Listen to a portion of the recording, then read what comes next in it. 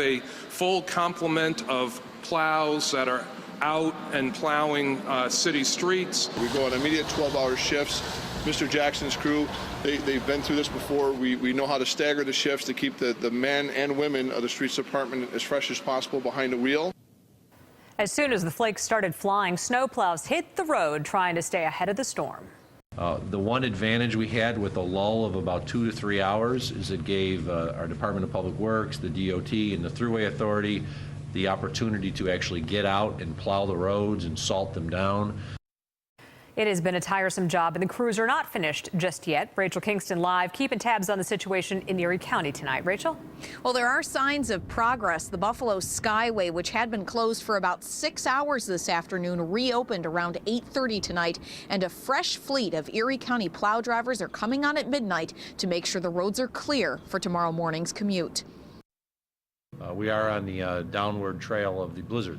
But when the snow wasn't falling Wednesday, it was blowing and drifting, keeping public works crews and first responders on the road all day. Special thanks should go out to our plow operators. They're doing a great job keeping up with snow removal. We focused on the mains and our secondaries. We're getting into residentials. We've been getting into the residentials throughout the day. We'll continue that process. We do have state troopers checking the 219 and 400 on regular intervals, checking for any stranded motors. We're working very closely with our partners from the Erie County Sheriff's Department. Officials are giving props to the public. They say people listened to the warnings, heeded the travel advisories, and stayed off the roads, which has made their work much easier. We've had accidents in the area, but nothing that is being reported in other areas of the state or the Great Lakes.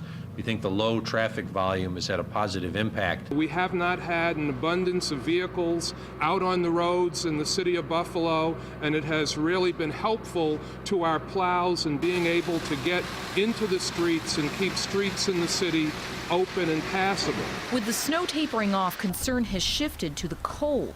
Wind chills could drop as low as -15 or 20 overnight, and a code blue is in effect. The roads may look safe, but as the temperature goes down, we're talking single digits here, the effectiveness of the salt reduces. Please watch what your children are wearing tomorrow. It's going to be very, very cold.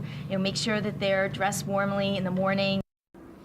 Now, this is a parking changeover night on some side streets in the city of Buffalo. Officials ask that you make sure your car is parked on the correct side of the street so that the plows can continue their work of removing the snow.